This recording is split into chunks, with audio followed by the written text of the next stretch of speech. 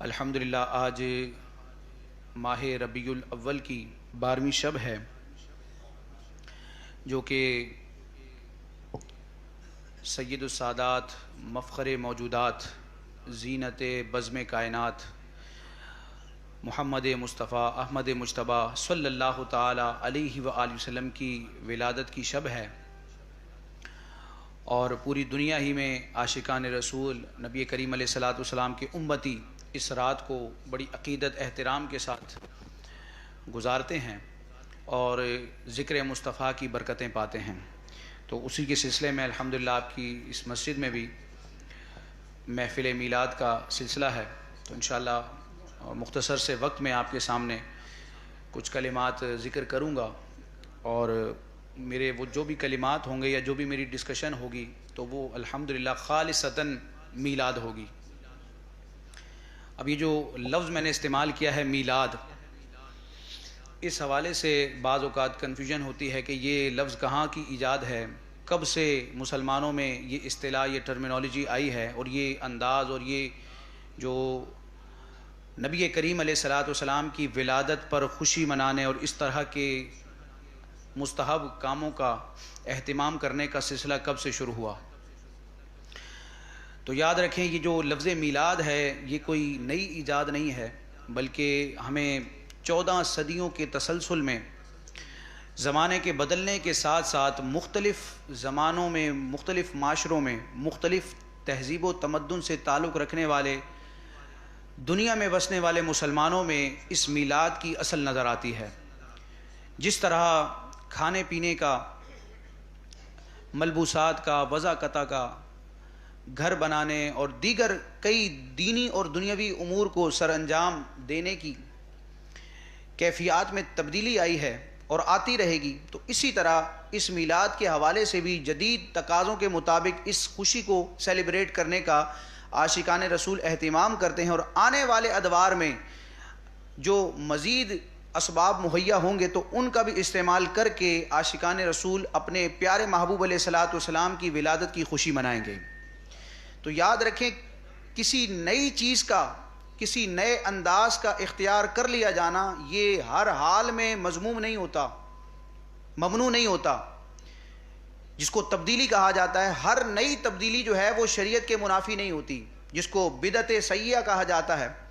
بدعت کیا ہوتی ہے؟ اور ہر وہ نیا طریقہ، وہ کام، وہ انداز جس کی احادیث مبارکہ میں مذمت کی گئی اور جس کو بدعت سیئہ کہا گیا، تو اس سے مراد کیا ہے؟ اس کی تشریحات کرنا میرا مقصد نہیں ہے، لیکن ایک جو خلاصہ ہے پوری اس بحث کا، اس کو میں 2 جملوں میں آپ کے سامنے بیان کرتا ہوں کہ ہر وہ نیا طریقہ کہ جو قرآن و حدیث کے بیان کردہ اصولوں، قواعد کی وائلیشن کرتا ہو، ہر وہ نیا طریقہ، وہ انداز اور وہ کام کہ جس سے کسی سنت کی مخالفت ہوتی ہو، پیارے آقا علیہ السلام کی شریعت کے کسی حکم کی خلاف ورزی ہوتی ہو، تو وہ کام مذموم بھی ہے، اور اسی کو شریعت کی اصطلاح میں بدعت سیئہ کہا جاتا ہے۔ تو یہ ایک بنیادی بات ہے جو تقریباً علماء نے ذکر کی ہے کہ ہر وہ نیا کام جو شریعت کے بتائے ہوئے طریقہ کار کے، قرآن و حدیث کے اصولوں کے منافی ہے، اس کے اگینسٹ ہے، تو وہ مذموم ہوگا اور اس کے کرنے والے کی مذمت کی جائے گی، اور اس کے اس کام کو، اس نظریے کو اور اس طریقے کو بدعت سیئہ کا نام دیا جائے گا۔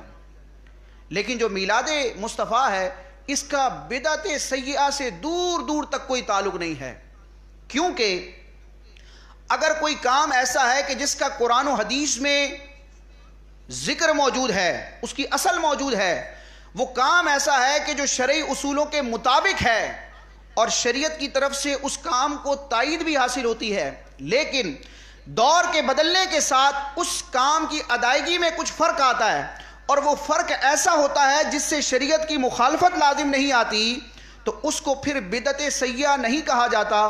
اگر کہا بھی جائے گا تو بدعت حسنہ کہا جائے گا، اور یہ بدعت حسنہ وہ عمل ہوتا ہے جس پر رب کی بارگاہ سے ثواب کی امید رکھی جا سکتی ہے۔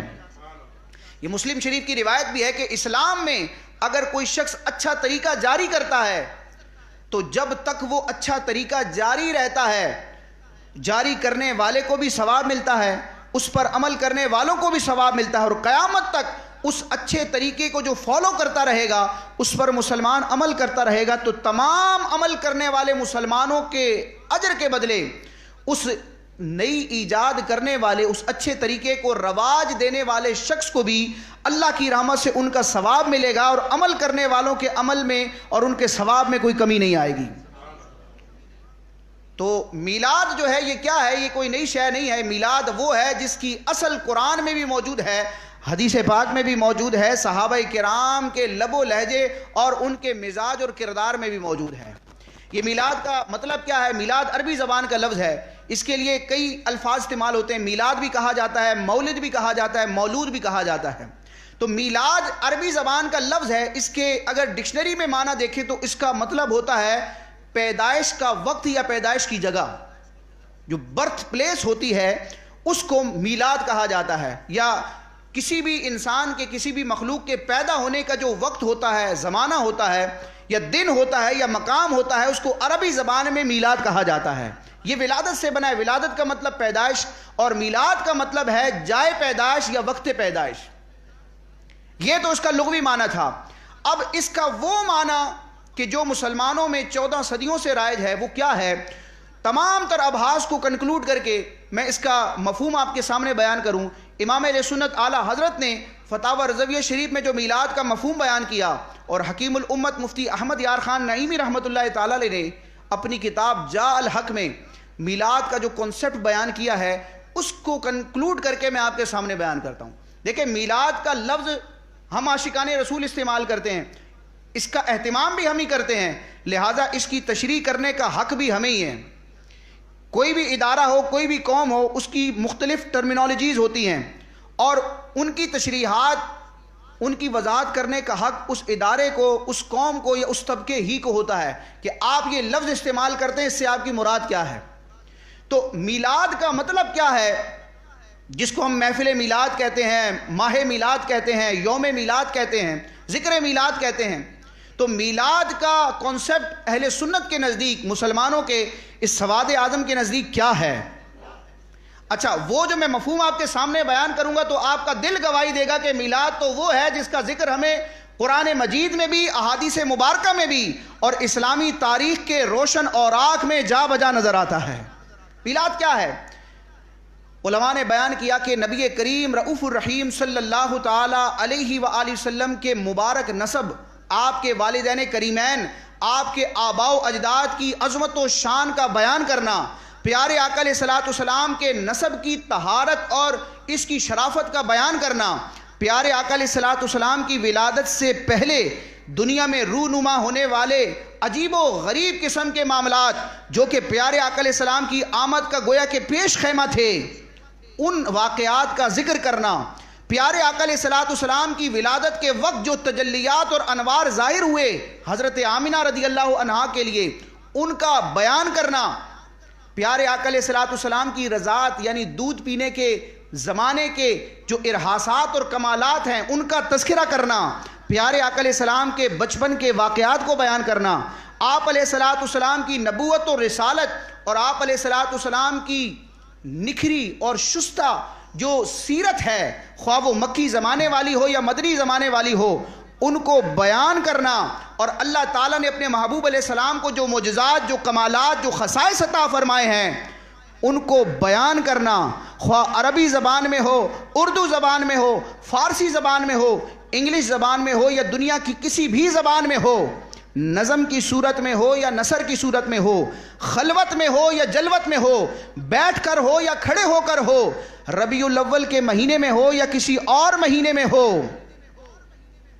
زمین پر ہو یا سمندر میں ہو، زمین پر ہو یا فضا میں ہو، جب ہوگا، جہاں ہوگا، جو کرے گا، جو سنے گا، اس ذکر کا نام میلاد ہے۔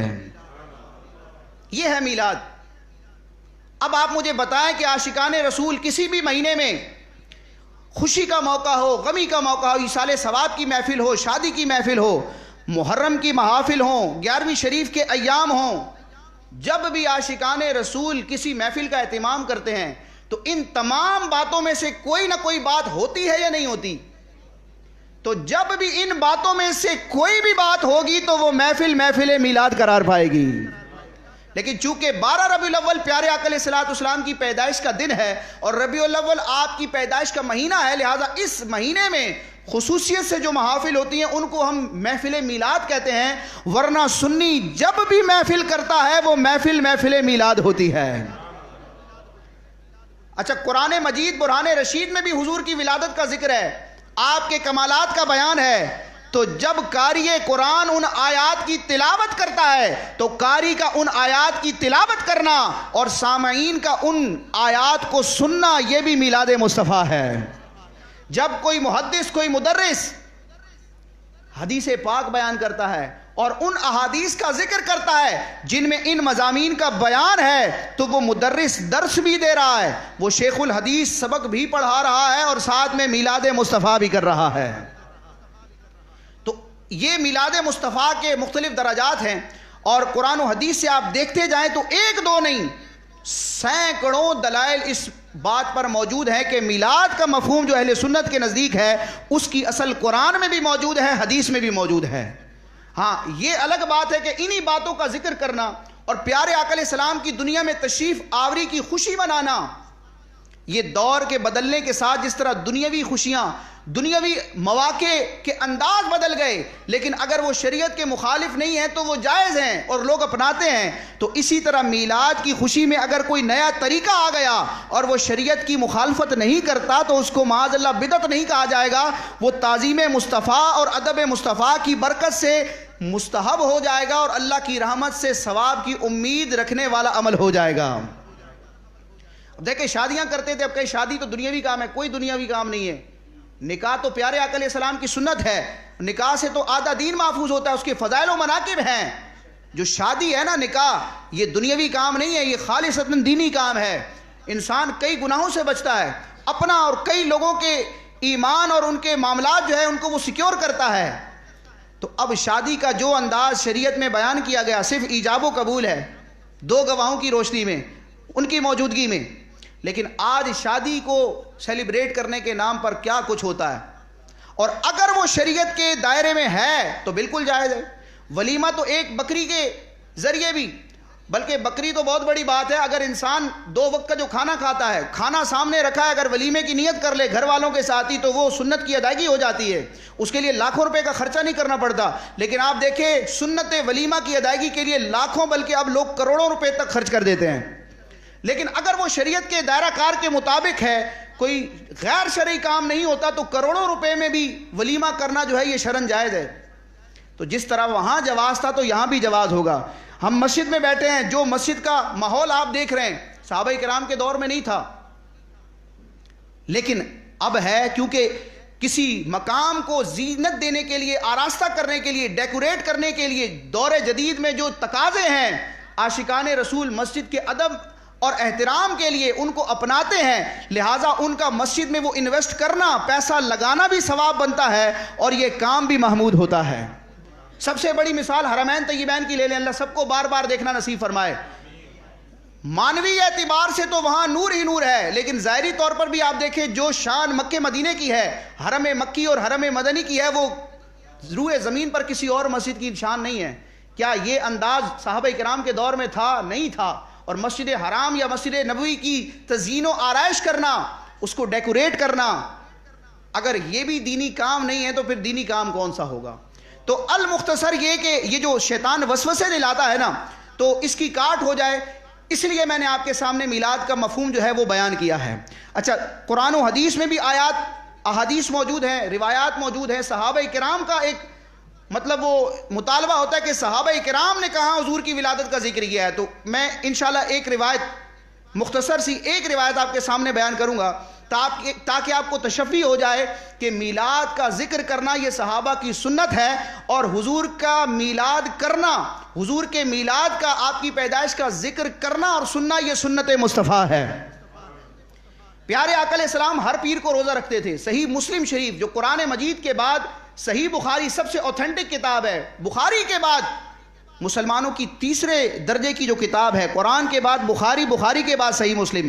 کتاب الصیام دیکھیں، جہاں پر روزے سے متعلق احادیث مبارکہ امام مسلم نے تحریر کی ہیں وہاں پر یہ حدیث موجود ہے کہ پیارے آقا علیہ الصلوۃ والسلام ہر پیر کا روزہ رکھتے.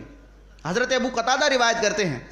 تو جب اس کی لاجک پوچھی گئی کہ یا رسول اللہ آپ ہر پیر کا اہتمام کے ساتھ روزہ رکھتے ہیں, تو آپ علیہ الصلوۃ والسلام نے اس کی لاجک کیا بیان فرمائی؟ فرمایا فیہ ولدت, اس دن میں میری ولادت ہوئی ہے, وفیہ انزل علیہ, اور اسی دن میں مجھ پر یعنی پیر کے دن ہی مجھ پر وحی کا نزول ہوا ہے. یعنی پیارے آقا علیہ السلام نے جو اعلان نبوت فرمایا تھا, جبریل امین جو پہلے دن وحی لے کر حاضر ہوئے تھے تو وہ بھی پیر کا دن تھا.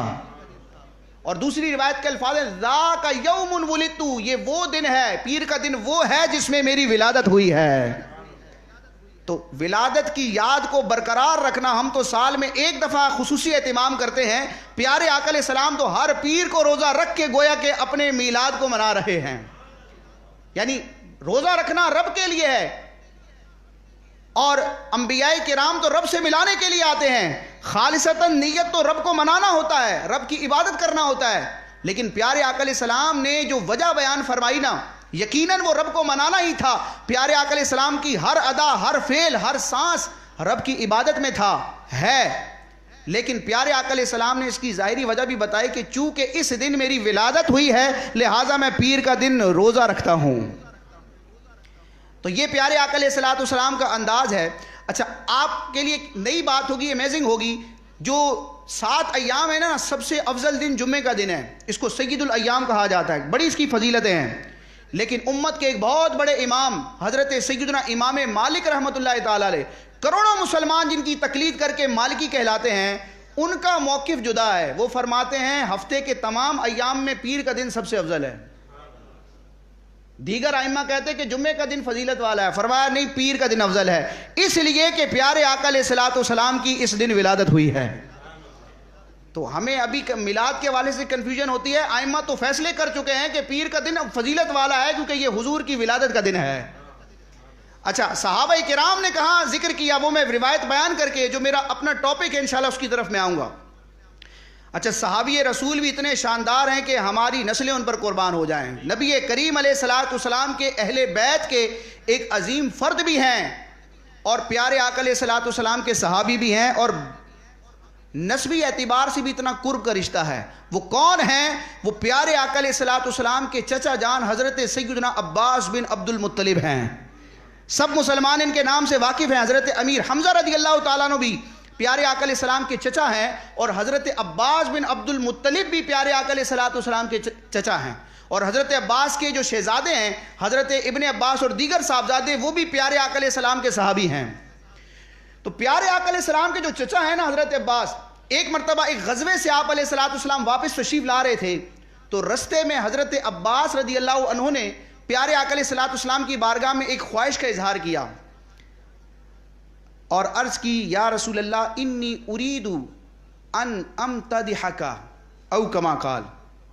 آج شیطان وسوسے دلاتا ہے کہ یہ جمع ہو کر نعت خوانی کرنا, چے معنی دارت کہاں سے ثابت ہے؟ تو یہ صحابی رسول فرمائش کر رہے ہیں, گزارش کر رہے ہیں, یا رسول اللہ انی ارید, میں ارادہ کرتا ہوں, ان امتدحک, کہ آپ کی مدح و ثنا کروں, آپ کی ثنا خوانی کروں. تو پیارے آقا علیہ السلام نے یہ نہیں فرمایا اے میرے چچا یہ کیسی بات کر رہے ہو, اللہ اللہ کرو, قرآن کی آیت پڑھو, دین کی بات کرو, یہ میرا ذکر کیوں کر رہے ہو. پیارے آقا علیہ الصلوۃ والسلام نے اپنے چچا جان کو اس پر اجازت بھی عطا فرمائی اور اپنی ایک دعا سے بھی نوازا. وہ دعا کے عربی کے کلمات ہیں, میں اس کا ترجمہ کرتا ہوں. پیارے آقا علیہ السلام نے فرمایا چچا پڑھیے, میری مدح و ثنا کیجئے, اللہ تعالیٰ آپ کے دانت کبھی نہ گرائے. اچھا, یہ عربی محاورے کے اعتبار سے اہل عرب نا جب دیکھتے ہیں کہ کسی شخص نے بڑی عمدہ بات کی ہے, بڑی خوبصورت بات کی ہے, تو دعا دیتے ہوئے اس کو کہتے ہیں کہ اللہ تیرے دانت نہ گرائے. یہ علماء نے تشریح کی ہے کہ یہ جملہ اس وقت بولا جاتا ہے جب کوئی بڑا عمدہ کلام کرتا ہے. تو پیارے آقا علیہ السلام کی مدح و ثنا کرنا اتنا محمود عمل ہے کہ پیارے آقا علیہ السلام اپنے چچا کو اجازت بھی دیتے ہیں اور اس پر دعا کے ذریعے آپ کو نوازتے بھی ہیں. فرمایا اے میرے چچا بیان کیجئے, میری مدح کیجئے, اللہ تعالیٰ آپ کے دانت نہ گرائے. اب حضرت عباس رضی اللہ تعالیٰ عنہ نے بارگاہ رسالت میں حضور علیہ السلام کی موجودگی میں, صحابہ کرام کی موجودگی میں, گویا کہ وہ محفل میلاد ہو رہی تھی. گویا کیا حقیقتاً میلاد کی محفل تھی.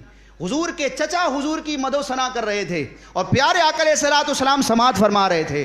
تو عاشقان رسول کتنے خوش بخت ہیں کہ ہمیں وہ عمل کرنا اور سننا نصیب ہوتا ہے جو صحابہ کرام کی مجلسوں میں ہوا کرتا تھا, حضور علیہ الصلوۃ والسلام کی موجودگی میں ہوا کرتا تھا. اب آپ نے ایک قصیدہ عربی زبان میں اشعار کی صورت میں ایک قصیدہ بارگاہ رسالت میں عرض کیا, اور اس واقعے کو, اس حدیث کو, ان اشعار کو کسی قصہ گو نے بیان نہیں کیا, امت کے بڑے بڑے اکابرین نے بیان کیا ہے. آپ تو عاشقان رسول ہیں, لیکن اگر کسی کو وسوسہ ہو تو اس کے وسوسے کو دور کرنے کے لیے میں کچھ کتابوں کے ریفرنسز پیش کرتا ہوں. جو اہل علم ہیں یا کتابوں سے یا ریسرچ سے جن کا تعلق ہے وہ سمجھ جائیں گے کہ یہ جو روایت میں بیان کر رہا ہوں تو اس کو بیان کرنے والا کوئی 14ویں صدی کا ایک خطیب نہیں ہے, کوئی ایک قصہ گو نہیں ہے, بلکہ امت کے بڑے بڑے مجددین, بڑے بڑے محدثین, بڑے بڑے مورخین اور بڑے بڑے فقہا اور اپنے وقت کے بڑے بڑے ابدال جو تھے انہوں نے اس روایت کو اپنی کتابوں میں تحریر کیا ہے. بڑی اوتھینٹک کتاب. ایک کتاب کا بھی حوالہ دے دوں تو بہت ہے, لیکن چند کتابوں کے حوالے دوں گا. سیرت کی کتابوں میں بھی, حدیث کی کتابوں میں بھی, لغت کی کتابوں میں بھی, تفسیر کی کتابوں میں بھی, ڈیفرنٹ علوم پر لکھی گئی کتابوں میں مختلف ادوار کے ائمہ نے اس روایت کو اپنی کتابوں میں تحریر کیا ہے. اگر حدیث کی بات کی جائے تو امام طبرانی جیسی شخصیت نے اپنی حدیث کی شاندار کتاب المعجم الکبیر میں اس روایت کو ذکر کیا ہے. امام بیہقی رحمۃ اللہ تعالی علیہ نے اپنی کتاب دلائل النبوہ میں اس روایت کو ذکر کیا ہے. مجمع الزوائد حدیث پاک کی بڑی شاندار کتاب ہے, اس کتاب میں اس حدیث کو بیان کیا گیا. امام حاکم رحمۃ اللہ تعالی علیہ امت کے بہت بڑے محدث ہیں, آپ نے اپنی کتاب المستدرک میں اس روایت کو ذکر کیا ہے. اگر آپ سیرت کی کتابوں کو دیکھیں تو قاضی ایاز مالکی رحمۃ اللہ تعالی علیہ نے شفا شریف میں اس روایت کو ذکر کیا ہے. علامہ ابن جوزی رحمۃ اللہ تعالی علیہ حدیث کے میدان میں, اسماء الرجال کے میدان میں امامت کا درجہ رکھتے ہیں, اور امام جوزی کا نام ہی کافی ہے. امام جوزی رحمۃ اللہ تعالی علیہ نے اپنی کتاب الوفا باحوال المصطفیٰ, جو پیارے آقا علیہ السلام کی سیرت پر مستند کتاب ہے, الوفا میں بھی اس روایت کو ذکر کیا ہے. شارح بخاری امام احمد کسلانی رحمۃ اللہ تعالی علیہ نے اپنی کتاب المواہب اللدنیہ میں بھی اس روایت کو ذکر کیا ہے. اور حدیث اور سند کے میدان میں, علم جرح و تعدیل کے میدان میں جو اپنے فن کا بادشاہ ہے, جس کو دنیا امام شمس الدین ذہبی رحمۃ اللہ تعالی علیہ کے نام سے جانتی ہے, امام ذہبی نے اپنی کتاب سیر اعلام النبلاء میں بھی اس روایت کو ذکر کیا ہے. یہ عربی زبان میں 25 جلدوں پر مشتمل کتاب ہے, انسائکلوپیڈیا ہے. نبی کریم علیہ السلام کے دور سے لے کر امام ذہبی کے دور تک جتنے بھی اہل اسلام کسی بھی فن سے تعلق رکھنے والے صحابہ ہوں, اہل بیت اطہار ہوں, محدثین ہوں, مفسرین ہوں, متکلمین ہوں, اولیاء ہوں, صوفیاء ہوں, مورخین ہوں, تمام کے حالات زندگی کو آپ نے جمع کیا ہے. سیر اعلام النبلاء میں امام ذہبی نے اس کو ذکر کیا. امام ذہبی کی ایک اور کتاب ہے تاریخ الاسلام, تقریباً 15 جلدوں پر مشتمل ہے. تاریخ الاسلام میں بھی امام ذہبی نے اس کو ذکر کیا. اگر آپ اسماء الرجال کی کتابوں کو دیکھیں تو الاستیعاب میں بھی اس روایت کو ذکر کیا گیا, اسد الغابہ میں بھی اس کو روایت کیا گیا. اور اگر آپ سیرت کی کتابوں کو دیکھیں تو تاریخ دمشق میں بھی اس روایت کو ذکر کیا گیا. اور اسی طرح سیرت حلبیہ میں بھی اس روایت کو ذکر کیا گیا. اور اگر تفسیر کے میدان میں دیکھیں تو تفسیر کے میدان میں تفسیر روح البیان میں بھی اس روایت کو ذکر کیا گیا ہے.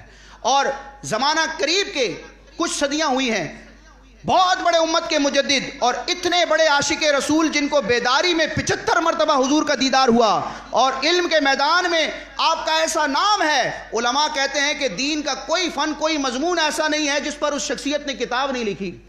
اور اپنے وقت کے وہ مجدد تھے, اپنے وقت کے حافظ الحدیث تھے, جن کا نام اور جن کا لقب ہے علامہ جلال الدین سیوطی شافعی رحمۃ اللہ تعالی علیہ. علامہ سیوطی نے خصائص کبریٰ میں اس روایت کو ذکر کیا ہے. وہ روایت کیا ہے؟ حضرت عباس عرض کرتے ہیں یا رسول اللہ انی ارید ان امتدحک, یا رسول اللہ میں ارادہ کرتا ہوں, میرا جی چاہ رہا ہے کہ آپ کی مدح و ثنا کروں. سرکار فرماتے ہیں میرے چچا میری مدح و ثنا کرو, اللہ تمہارے دانت نہ گرائے. اب آپ عربی زبان میں بارگاہ رسالت میں حاضر ہو کر صحابہ کرام کی موجودگی میں وہ قصیدہ پڑھتے ہیں, اس میں پیارے آقا علیہ السلام کی عظمت کے ترانے بیان کرتے ہیں. اور اس ترانے میں, اس قصیدے میں ایک شعر ایسا ہے جس میں حضور کے میلاد کا بھی ذکر ہے, حضور کی نورانیت کا بھی ذکر ہے. عاشقان رسول کے جو دو بڑے نظریات ہیں کہ حضور اللہ تبارک و تعالیٰ کی عطا سے نور ہیں, اور آپ کے نور سے ہی سب کچھ ہے. اور پیارے آقا علیہ السلام کی ولادت کا ذکر جو عاشقان رسول صدیوں سے کرتے چلے آ رہے ہیں، تو ان دونوں کا بیان بڑے نکھرے ہوئے انداز میں، بڑی فصاحت و بلاغت کے ساتھ حضرت عباس حضور کے چچا بیان کرتے ہیں. وہ شعر کیا ہے جس کو تاریخ کے اوراق میں لکھا گیا اور بلا مبالغہ درجنوں ماخذ یعنی درجنوں کتابیں موجود ہیں جن میں یہ روایت، یہ الفاظ، یہ کلمات، یہ اشعار موجود ہیں. عرض کرتے ہیں یا رسول اللہ وَأَنْتَ لَمَّا وُلِدْتَ. ولدتا کا مطلب کیا ہے؟ یا رسول اللہ جب آپ کی ولادت ہوئی. تو میلاد کیا ہے؟ میں نے آپ کے سامنے بیان کیا، حضور کی پیدائش کا ذکر کرنا یہ میلاد ہے. لوگ کہتے ہیں کہ صحابہ کرام نے کہاں کیا، تو یہ امت کے درجنوں علماء نے اس روایت کو بیان کیا ہے. حضور کی موجودگی میں آپ کے چچا بیان کرتے ہیں وَأَنْتَ لَمَّا وُلِدْتَ. یا رسول اللہ جب آپ پیدا ہوئے نا، تو پیدا تو ہر انسان ہوتا ہے لیکن کچھ بھی نہیں ہوتا، لیکن یا رسول اللہ آپ سید البشر ہیں، آپ افضل البشر ہیں، آپ خیر البشر ہیں. جب آپ پیدا ہوں گے تو کائنات میں کچھ تبدیلی آئے گی. عرض کرتے ہیں وَأَنْتَ لَمَّا وُلِدْتَ أَشْرَقَتِ الْأَرْضُ وَضَاءَتْ بِنُورِكَ الْأُفُقُ. یا رسول اللہ جب آپ کی ولادت ہوئی تو اشرقت الارض، یہ زمین روشن ہو گئی، وضاءت بنورک الافق، اور آپ کے نور سے آسمان کے کنارے روشن ہو گئے.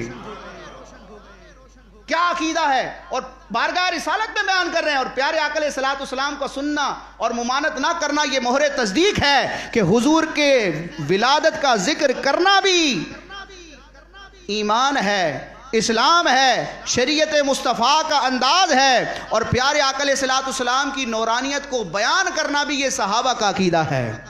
وَأَنْتَ لَمَّا وُلِدْتَ أَشْرَقَتِ الْأَرْضُ وَضَاءَتْ بِنُورِكَ الْأُفُقُ. یا رسول اللہ جب آپ کی ولادت ہوتی ہے تو یہ زمین بھی روشن ہو جاتی ہے، اور آپ کے نور کی برکت سے آسمان کے کنارے جو افق ہے یہ بھی روشن تاباں اور منور ہو جاتا ہے.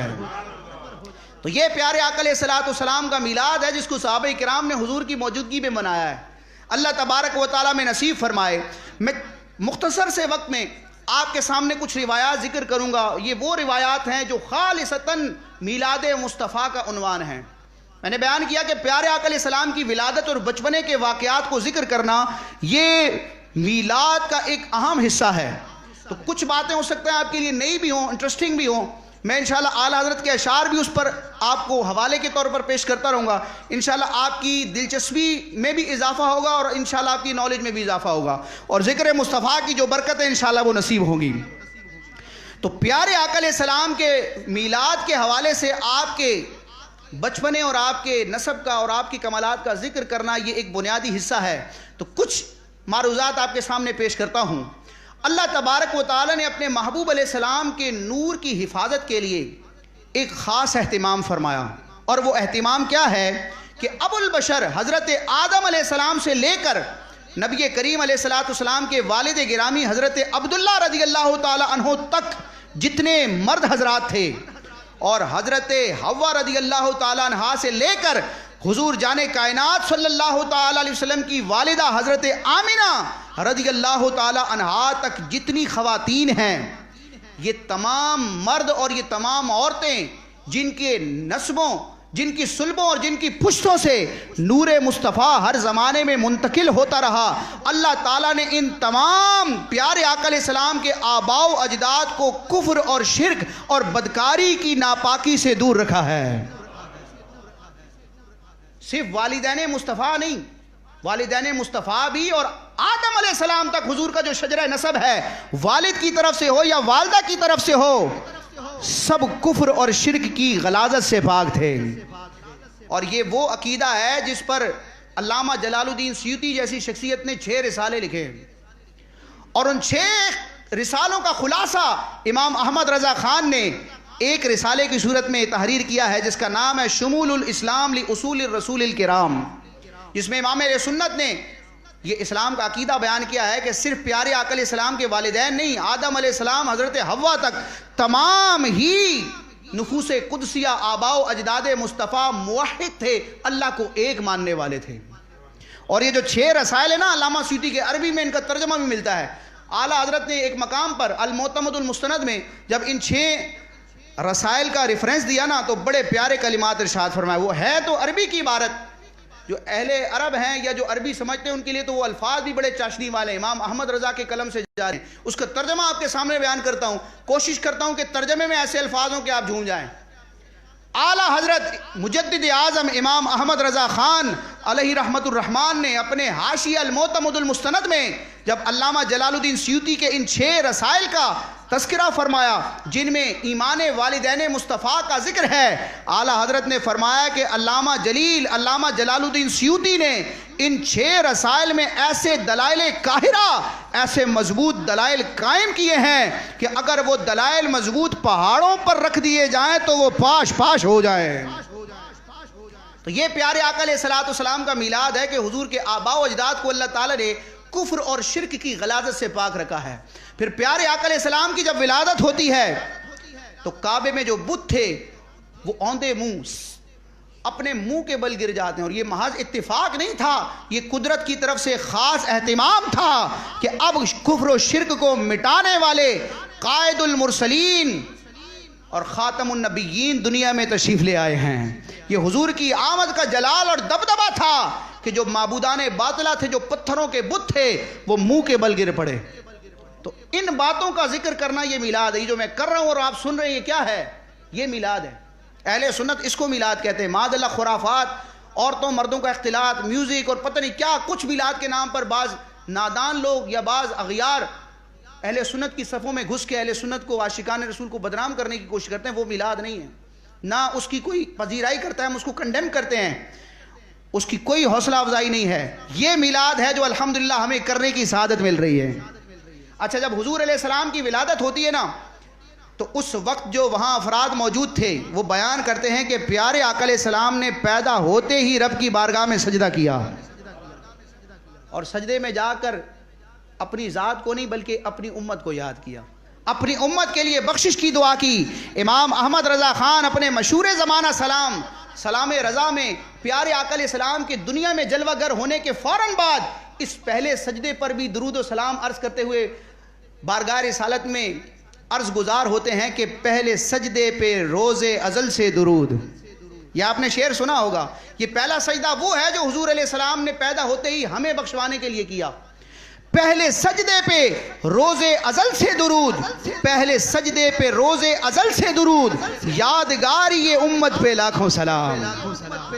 اچھا، ہم کہتے ہیں نور آ گیا. ابھی ناتخواں پڑھ رہے تھے قصیدہ نور، صبح طیبہ میں ہوئی بٹتا ہے باڑا نور کا. ہمارا تو عقیدہ ہے جو قرآن مجید میں بھی بیان ہوا، قد جاءکم من اللہ نور، اور پیارے آقا علیہ السلام نے بھی اپنی نورانیت کا بیان فرمایا ہے. حضور خود تو نور ہے لیکن نور لے کر بھی آئے ہیں. شرح السنہ کی روایت جو مشکات المصابیح میں بھی موجود ہے، سرکار علیہ السلام اپنی ولادت کے واقعات کا خود ذکر فرماتے ہیں، اور ان باتوں کا ذکر میلاد ہے. یعنی پیارے آقا علیہ السلام اپنا میلاد خود بیان فرماتے ہیں. فرماتے ہیں جب میری ولادت ہوئی نا، جب میری پیدائش ہوئی، فرماتے قد خرج لہا نور، میری والدہ حضرت آمینہ کے لیے ایک نور ظاہر ہوا. قد خرج لہا نور، ایک نور نکلا. اچھا، وہ نور ایسا نہیں تھا جو صرف گھر کو روشن کرتا، چار دیواری کو روشن کرتا، اہل محلہ کو روشن کرتا، یا سرزمین مکہ کو روشن کرتا. اس نور میں پاور کتنی تھی، وہ لائٹ کتنی شاندار تھی. اس وقت بظاہر یہ بجلی جو آج کی ایجاد ہے یہ نہیں تھی، لیکن سرکار فرماتے ہیں وہ جو نور ظاہر ہوا تھا نا قدرت الہی کی جانب سے میری ولادت پر، گویا کہ وہ ایک سیلیبریشن تھا. فرماتے قد خرج لہا نور، میری والدہ کے لیے میری ولادت کے وقت ایک نور ظاہر ہوا. اس نور میں اتنی پاور تھی کہ اضاء لہا منہ قصور الشام او کما قال، میری والدہ کے لیے مکے میں رہتے ہوئے ملک شام کے محلات روشن ہو گئے. تو یہ پیارے آقا علیہ السلام کی پیدائش کا ذکر میلاد ہے. یہ سننا اور یہ کرنا کیا ہے؟ الحمدللہ ہمیں آج کی رات یہ میلاد کرنے کی سعادت نصیب ہے. اچھا، بچہ جب پیدا ہوتا ہے تو اس کو جھولے میں رکھا جاتا ہے، پنگھوڑے میں رکھا جاتا ہے، اور اس جھولے کو جھلانے والے ماں باپ ہوتے ہیں، گھر کے دیگر افراد ہوتے ہیں جو محبت میں بچے کے ساتھ مشغول ہوتے ہیں.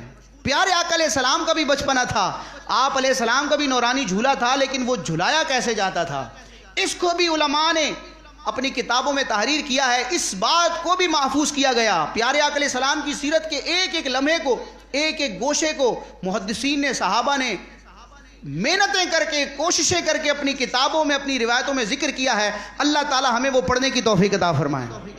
دیگر نبیوں کے مقابلے میں بھی اور دنیا میں آپ اوورال دیکھ لیں، بڑی بڑی شخصیات دنیاوی اعتبار سے مختلف مذاہب کے ماننے والے بھی ہوں گے، لیکن جو سیرت کا اہتمام کسی شخصیت کے حوالے سے اشعار کی صورت میں یا کتابوں کی صورت میں پیارے آقا علیہ الصلوۃ والسلام کے لیے ہوا ہے، وہ کسی اور کے لیے نہیں ہوا۔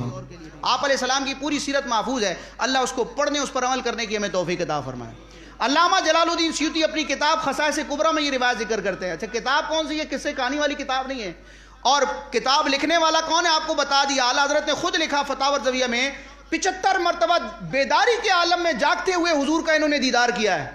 اتنے بڑے عاشق رسول اور اپنے وقت کے مجدد تھے اور حافظ الحدیث تھے، یعنی لاکھوں حدیثوں کے حافظ تھے اور درجنوں کتابوں کے مصنف ہیں۔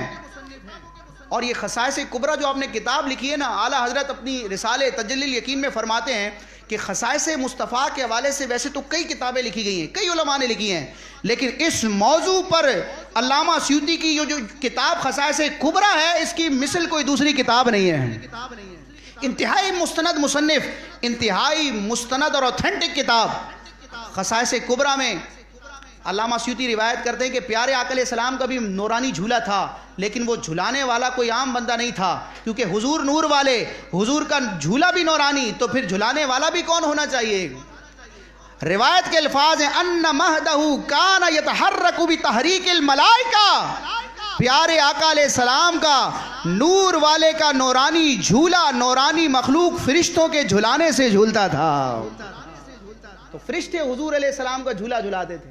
اچھا حضرت عباس کی میں نے روایت پڑھی، یہ ایک مرتبہ بارگاہ رسالت میں حاضر ہوتے اور عرض کرتے یا رسول اللہ میں آپ کو بچپن میں جھولے میں جب آپ تشریف فرماتے تو اس وقت آپ کو دیکھا تھا۔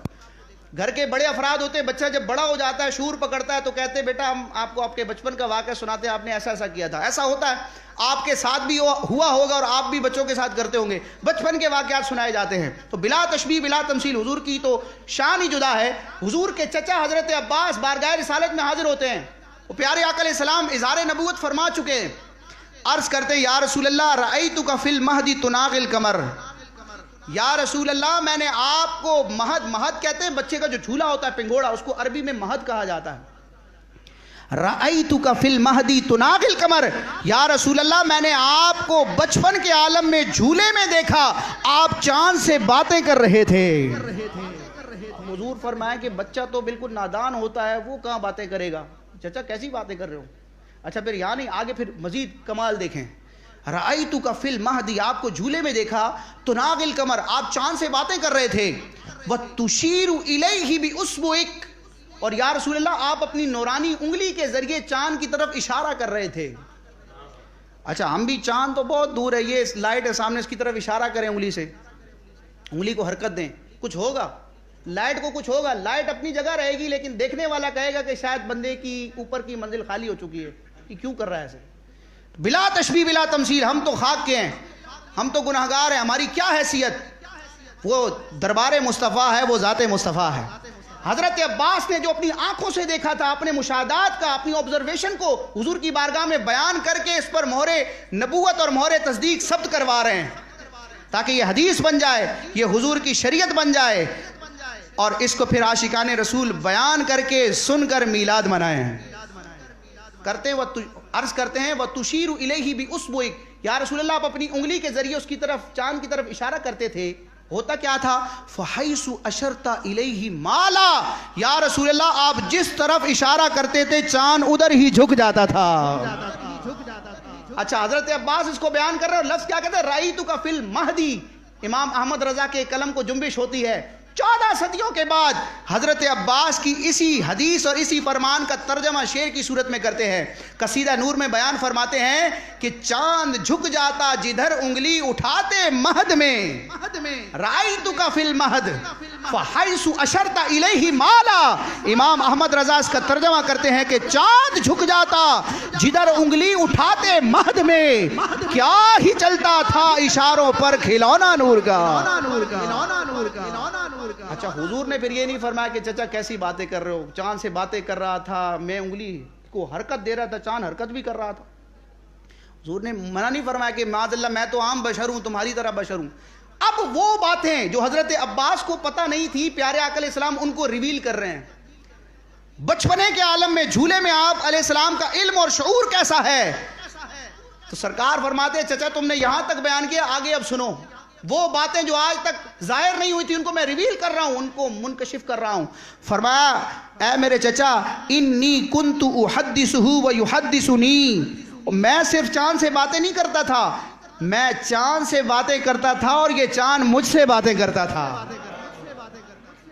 انی کنت احدثہ ویحدثنی، چاند مجھ سے باتیں کرتا، میں چاند سے باتیں کرتا تھا. اچھا بچہ جب روتا ہے یا رونے پر آتا ہے تو ماں باپ بہلاتے ہیں، بلا تشبیہ بلا تمثیل. حضور کی شان اور حضور کے کسی بھی معاملے میں کسی مخلوق سے آپ کو کوئی نسبت نہیں ہے، انبیاء کرام سے بھی آپ کی کوئی نسبت نہیں ہے. آپ کے کمالات میں آپ منفرد یکتائے روزگار ہیں. لیکن سرکار فرماتے وَيُلْهِينِ عَنِ الْبُكَاءِ، یہ بچپن کے عالم میں چاند مجھے رونے سے بہلاتا تھا. وَيُلْهِينِ عَنِ الْبُكَاءِ، مجھے رونے سے بہلاتا تھا. اچھا اب حضور کی سماعت کا عالم کیا ہے؟ یہ یاد رکھیں کہ پیارے آقا علیہ السلام کے کمالات، آپ کی پاور، آپ کی خصوصیات میں، آپ کی عظمتوں میں ہر لمحے اضافہ ہو رہا ہے، اور یہ آج تک سلسلہ جاری ہے اور یہ لا نہایہ ہے، ابد تک یہ سلسلہ رہے گا. تو بچپنے کے عالم میں جھولے میں حضور، تو حضور کی سماعت کا عالم کیا تھا اور اب حضور کی سماعت کا عالم کیا ہوگا. سرکار فرماتے ہیں میرے چچا صرف باتیں نہیں ہوتی تھی، صرف رونے سے بہلانے کا معاملہ نہیں تھا. وَأَسْمَعُ وَجْبَتَهُ حِينَ يَسْجُدُ تَحْتَ الْعَرْشِ، جب وہ عرش تلے چاند سجدہ کرتا تھا نا تو میں جھولے سے رہتے ہوئے اس چاند کے عرش تلے رب کو سجدہ کرنے کی آواز کو بھی سنتا تھا. ہم یہاں سے پکاریں وہاں وہ سنے، مصطفیٰ کی سماعت پہ لاکھوں سلام. دور و نزدیک کے سننے والے وہ کان، کان لال کرامت پہ لاکھوں سلام. فریاد امتی جو کرے حال زار میں، جو رب اپنے محبوب کو جھولے میں بچپنے کے عالم میں اتنی سماعت دے سکتا ہے کہ جھولے سے زمین پر رہتے ہوئے آپ عرش تلے چاند کے سجدے کی آواز کو سنتے ہیں، تو مدینہ تو اتنا دور نہیں ہے. اعلیٰ حضرت فرماتے ہیں فریاد امتی جو کرے حال زار میں، ممکن نہیں کہ خیر بشر کو خبر نہ ہو. اچھا پیارے آقا علیہ السلام کی ایک اور خصوصیت جس کو امام ابو بکر ابن عربی رحمۃ اللہ تعالیٰ علیہ نے بھی بیان کیا، امام علیہ سنت نے بھی بیان کیا، کہ آپ علیہ السلام کی صرف والدہ نہیں بلکہ جن جن خواتین نے پیارے آقا علیہ السلام کو دودھ پلانے کی خدمت پائی ہے، جیسے حضرت ثویبہ ہیں، حضرت دائی حلیمہ ہیں، اور بھی کئی خوش نصیب خواتین ہیں جن کو قدرت کی طرف سے یہ خدمت مصطفیٰ کی سعادت ملی ہے کہ انہوں نے پیارے آقا علیہ السلام کو بچپنے کے عالم میں دودھ پلایا ہے. اب یہ محض اتفاق نہیں ہے، رب کی طرف سے اہتمام. دیکھیں پیارے آقا علیہ السلام نے جن جن خواتین کا دودھ قبول فرمایا ہے، اللہ تعالیٰ نے ان تمام عورتوں کو ایمان کی دولت سے سرفراز فرمایا ہے. کوئی بھی خدا کے ساتھ کفر و شرک کرنے والی نہیں تھی، اللہ نے سب کو ایمان کی دولت سے نوازا ہے. اچھا جب بچہ دودھ پیتا ہے تو بچہ نادان ہوتا ہے. کوئی سمجھدار بندہ اگر کوئی غلطی کرے، کوئی ایرر کرے، تو اس کو سرزنش کرنے کے لیے، ڈانٹنے کے لیے کہا جاتا ہے کہ دودھ پیتے بچے ہو تم.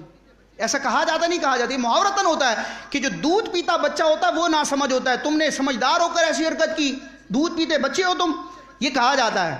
یعنی دودھ پینے کا جو زمانہ ہے وہ نادانی کا زمانہ ہے، جب انسان کو اپنی ذات کا شعور نہیں ہوتا. لیکن یہ پیارے مصطفیٰ علیہ الصلوۃ والسلام کی ذات ہے کہ دودھ پیتے کے عالم میں آپ کو اللہ تعالیٰ نے کیسے علوم و عرفان عطا فرمائے ہیں. حضرت دائی حلیمہ رضی اللہ تعالیٰ عنہ بیان کرتی ہیں، یہ بھی خصائص کبریٰ میں اور دیگر کتابوں میں موجود ہے. حضرت دائی حلیمہ کے ایک اپنے سگے بیٹے بھی تھے، عبداللہ سعدی، جو پیارے آقا علیہ السلام کے رضائی دودھ شریک بھائی ہے. ویسے پیارے آقا علیہ السلام کا کوئی نسبی بھائی یا بہن نہیں تھا، چچا زاد بھائی یا دودھ کے رشتے سے تو کئی تھے، لیکن نسبی اعتبار سے حضور علیہ السلام اکیلے تھے.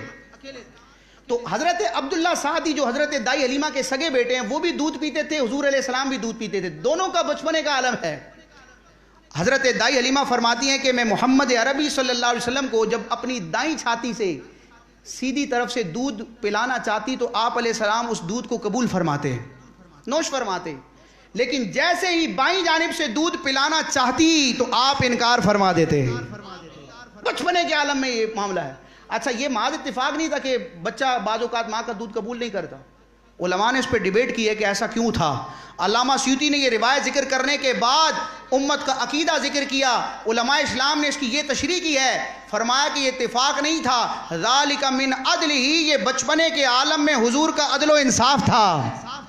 ذالک من عدلہ, یہ اس کی لاجک ہے, یہ اس کی دلیل ہے کہ حضور بائیں جانب کا دودھ اس لیے نوش نہیں فرماتے تھے کہ یہ آپ کا عدل و انصاف تھا. ذالک من عدلہ, یہ حضور کا عدل و انصاف تھا. لأنہ علم, کیونکہ حضور جانتے تھے. آج حضور کا شباب نبوت اپنے اوج تمام پر ہے. حضور کے علوم کی کیا شان ہے. قرآن کے نزول کے بعد آپ کو ما کان و ما یکون اور اس سے آگے کی باتوں کا اللہ تعالیٰ نے علم عطا فرما دیا.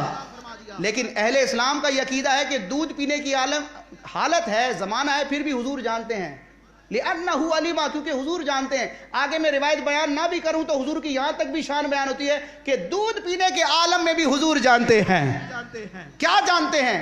لِأَنَّهُ عَلِمَا, کیونکہ حضور یہ جانتے ہیں کہ أَنَّ لَهُ شَرِيكًا فِي الرَّضَاعَةِ, کہ دودھ پینے کے معاملے میں میرا ایک شریک, ایک پارٹنر موجود ہے. جو حضرت دائی حلیمہ کے سگے بیٹے تھے حضرت عبداللہ سعدی, وہ بھی دودھ پیتے تھے. ان کی حق تلفی نہ ہو جائے تو پیارے آقا علیہ السلام عدل و انصاف کرتے ہوئے اس دودھ پینے کے عالم میں بھی بائیں جانب سے دودھ کو قبول نہیں فرماتے تھے.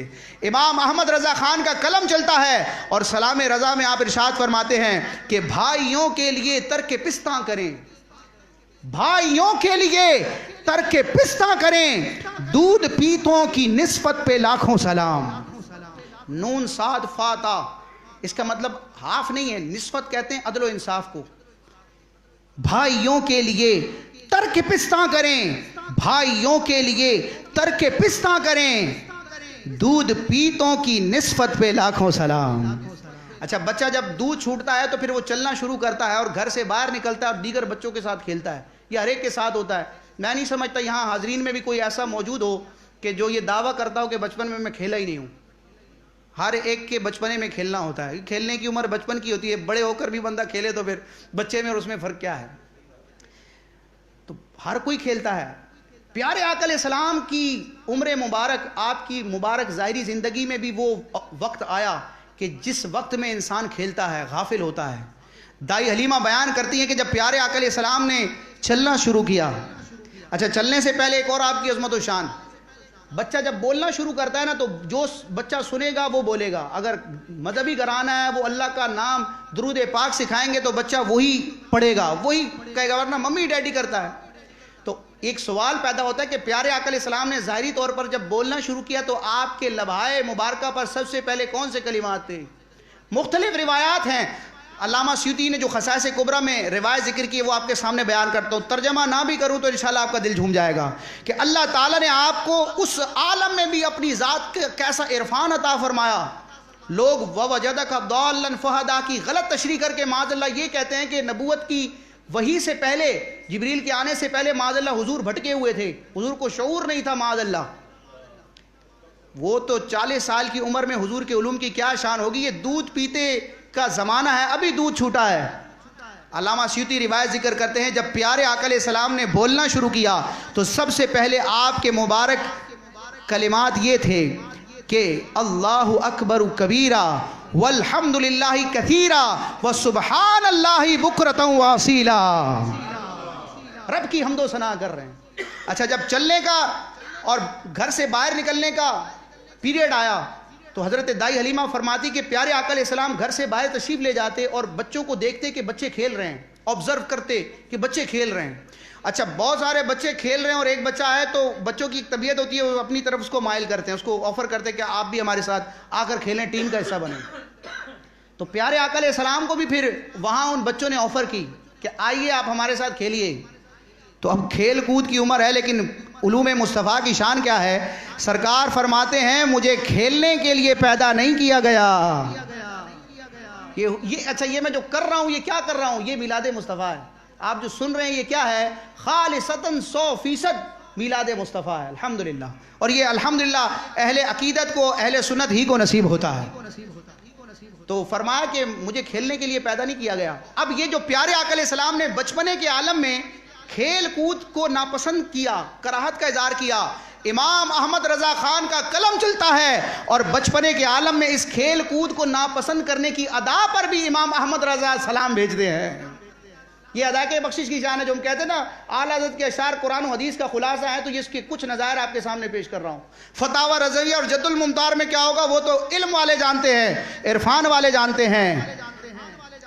وہ کسی شاعر نے بڑے پیارے انداز میں امام احمد رضا کی شان بیان کی کہ مینار قصر رضا تو بلند کافی ہے۔ یہ مینار پاکستان، یہ کیٹو کی چوٹی کیا ہوگی جو امام احمد رضا خان کے علوم و عرفان کا مینار ہے۔ مینار قصر رضا تو بلند کافی ہے، تم اس کے پہلے ہی زینے پہ چڑھ کے دکھلا دو۔ ارے فتاوی رضویہ تو ایک کرامت ہے، ذرا ہدایت بخششی پڑھ کے دکھلا دو۔ تو سرکار کو آفر ہوتی ہے کہ آئیے کھیلیے، آپ علیہ السلام فرماتے ہیں مجھے کھیلنے کے لیے پیدا نہیں کیا گیا۔ امام احمد رضا خان پیارے آقا علیہ السلام کی اس ادا پر سلام عرض کرتے ہوئے تحریر کرتے ہیں کہ فضل پیدائشی پر ہمیشہ درود۔ اچھا، یہ اس پہلے مصرے میں بھی بڑی خوبی ہے۔ دیکھیں انسان جب پیدا ہوتا ہے نا تو بے نام ہوتا ہے۔ آج بچہ بڑا ہو جائے، کچھ سیکھ جائے، کچھ کر جائے تو ماں باپ کو آنکھیں دکھاتا ہے، پہچاننے سے بھی بعض بدوقت انکار کر دیتے ہیں۔ یعنی اپنے دوستوں میں پھر تعارف نہیں کراتے کہ یہ بوڑھا میرا باپ ہے، یہ میری ماں ہے۔ ایسے بھی محروم اور بدنصیب افراد ہوتے ہیں معاشرے میں۔ اللہ تعالیٰ اولاد کی طرف سے سکھ عطا فرمائے اور اولاد کی اچھی تربیت کرنے کی توفیق عطا فرمائے۔ تو آج جو بچہ پھوں پھاں کرتا ہے کہ میرا دنیا میں نام ہے، آپ کون ہیں؟ یاد کرو جب پیدا ہوئے تھے تو نام نہیں تھا، یہ تمہیں نام دینے والے تمہارے ماں باپ تھے۔ دنیا میں پیدا کرنے والا رب ہے، لیکن اللہ نے عالم اسباب میں تمہارے دنیا میں پیدا ہونے کا سبب تمہارے ماں باپ کو بنایا ہے۔ تو پیارے آقا علیہ الصلوۃ والسلام کی شان کیا ہے کہ دنیا میں جب بچہ پیدا ہوتا ہے تو اپنا نام بھی نہیں ہوتا، نام بھی بعد میں آتا ہے، پھر اسٹرگل کرتا ہے، ایفرٹ کرتا ہے، محنت کرتا ہے، تو دینی یا دنیاوی اعتبار سے کوئی منصب پاتا ہے، کوئی رینک پاتا ہے، تو کوئی وزیر اعظم بنتا ہے، کوئی مفتی اعظم بنتا ہے، کوئی محدث اعظم بنتا ہے، اور کوئی بہت بڑا استاد بنتا ہے، یا کسی فیلڈ کا اسپیشلسٹ بنتا ہے، یا ڈاکٹر بنتا ہے، یا انجینئر بنتا ہے۔ ماں کے پیٹ سے کوئی نہیں آتا۔ یہ ساری فضیلتیں، سارے درجات، سارے رینک جو ہیں کب ملتے ہیں؟ محنت اور کوشش کے بعد ملتے ہیں۔ ماں کے پیٹ سے کوئی ہنر اور باکمال نہیں ہوتا۔ لیکن پیارے مصطفیٰ کی عظمت و شان یہ ہے، اعلیٰ حضرت فرماتے ہیں حضور کی جو فضیلتیں ہیں نا یہ بعد میں نہیں ہوئی، آپ کی فضیلتیں پیدائشی ہے، گاڈ گفٹڈ ہیں۔ حضور کا فضل پیدائشی ہے، پیدا ہوتے ہی آپ فضیلتوں کے حامل تھے۔ فضل پیدائشی پر ہمیشہ درود، فضل پیدائشی پر ہمیشہ درود، کھیلنے سے کراہت پہ لاکھوں سلام۔